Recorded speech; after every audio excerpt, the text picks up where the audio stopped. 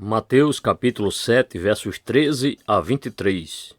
O rei ensina os seus servos a discernirem e a distinguirem.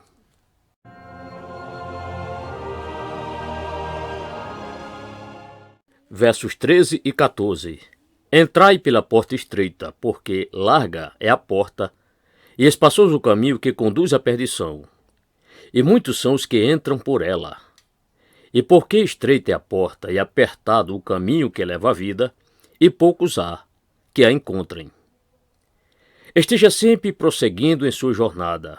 Entre pela porta no início do caminho e não fique hesitante. Se é o caminho certo, você descobrirá que a entrada é um pouco difícil e extremamente estreita, pois exige abnegação e demanda estrita, obediência e vigilância de espírito. Mesmo assim, entrai pela porta estreita.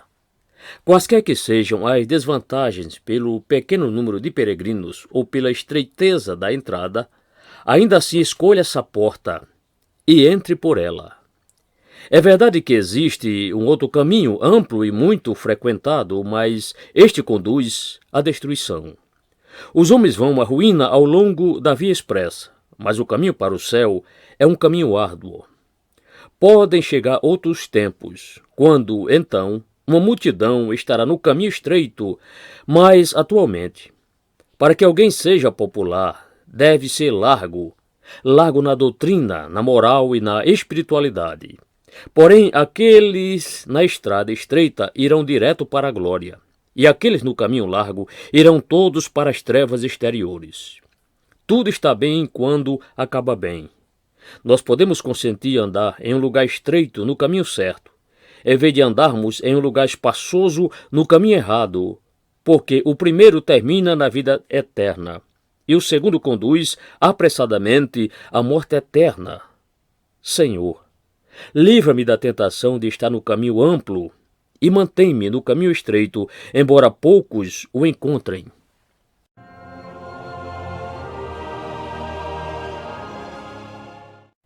Verso 15. Acautelai-vos, porém, dos falsos profetas, que vêm até vós vestidos como ovelhas, mas, interiormente, são lobos devoradores. Temos necessidade de fazer julgamentos e temos de provar os espíritos daqueles que professam ser enviados de Deus. Há homens que têm grandes dons, mas que são falsos profetas.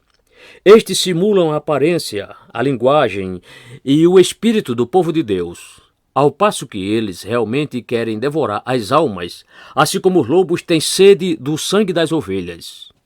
Vestidos como ovelhas, eles têm uma ótima aparência, mas precisamos olhar o que está encoberto e descobrir os lobos. Um homem é o que ele é interiormente. Precisamos tomar cuidado. Esse preceito é oportuno atualmente.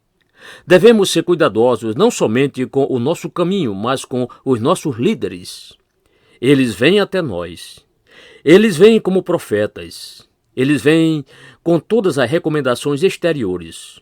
Mas eles podem ser como Balaão e certamente amaldiçoarão aqueles que fingem abençoar.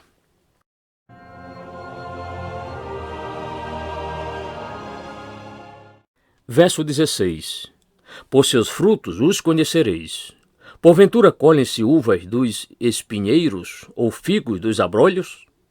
Seus ensinamentos, a sua vida e o seu efeito sobre nossas mentes serão um teste seguro para nós. Toda doutrina e teoria podem ser assim julgadas. Se colhermos uvas deles, eles não são espinheiros.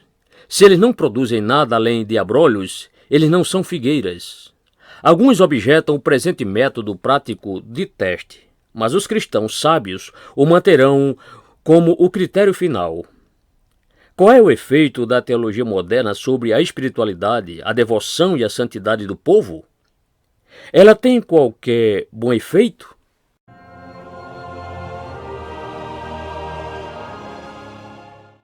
Versos 17 e 18.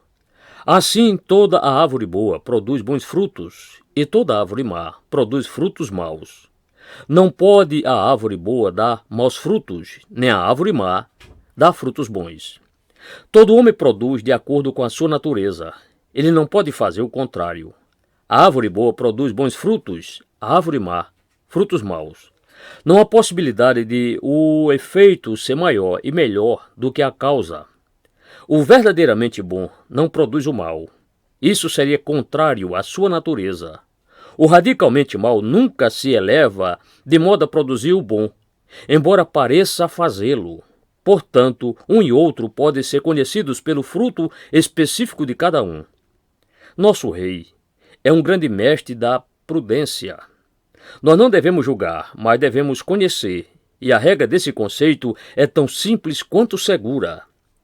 Tal conhecimento dos homens pode nos salvar do grande dano que nos sobrevirá caso nos associemos com pessoas más e enganosas.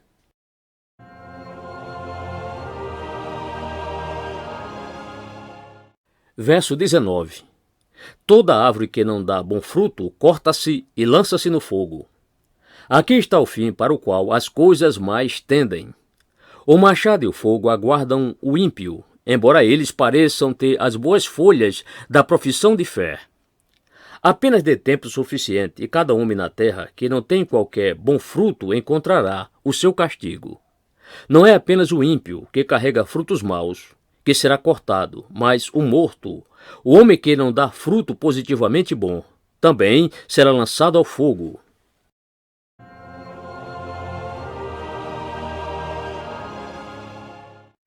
Verso 20. Portanto, pelos seus frutos os conhecereis. Não cabe a nós saber como serão queimados, nem cabe a nós queimá-los, mas nós devemos conhecê-los. Esse conhecimento serve para nos levar a evitarmos ficar sob a sombra ou influência de falsos mestres. Quem deseja construir seu ninho sob uma árvore que está prestes a ser cortada? Quem escolheria uma árvore estéril para ser o centro de seu pomar? Senhor, permita-me lembrar que devo me julgar por essa regra. Faz-me uma verdadeira árvore frutífera.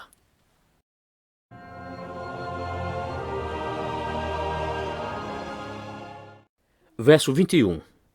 Nem todo que me diz Senhor, Senhor, entrará no reino dos céus, mas aquele que faz a vontade de meu Pai, que está nos céus. Nenhuma homenagem verbal será suficiente, nem todo o que me diz. Podemos crer na divindade de nosso Senhor e podemos fazer um grande esforço para repetidamente afirmá-la como o nosso Senhor, Senhor. Mas se não obedecermos às ordens do Pai, nós não prestamos a verdadeira honra ao Filho. Podemos confessar nossos deveres para com Jesus e assim chamá-lo Senhor, Senhor. Porém, se nós nunca, na prática, realizarmos essas obrigações, de que valem as nossas afirmações? Nosso Rei não recebe em seu reino aqueles cuja religião está nas palavras e cerimônias, mas apenas aqueles cujas vidas exibem a obediência do verdadeiro discipulado.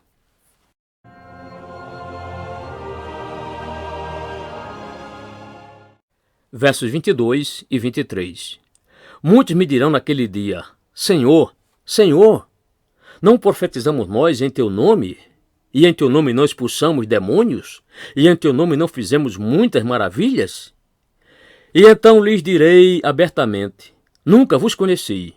Apartai-vos de mim, vós que praticais iniquidade. Somente um credo ortodoxo não é o suficiente para nos salvar, nem mesmo se for acompanhado de posição oficial e serviço. Essas pessoas disseram, Senhor, Senhor, e além disso, alegaram ter profetizado ou pregado em seu nome. Toda a pregação do mundo não salvará o pregador se ele não pratica o que prega. Sim, e ele pode ter sido bem-sucedido a um grau muito elevado, e em teu nome não expulsamos demônios? E ainda assim, sem a santidade pessoal, ele próprio será expulso como os demônios.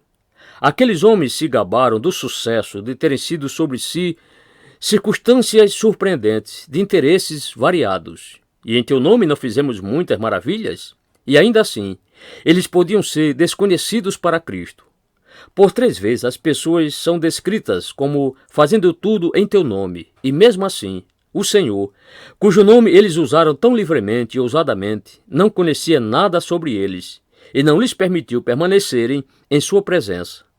O Senhor não pode suportar a presença daqueles que o chamam de Senhor, Senhor, e depois praticam a iniquidade. Eles professavam conhecê-lo, mas ele declarará: Nunca vos conheci. Quão solene é este lembrete para mim e para outros.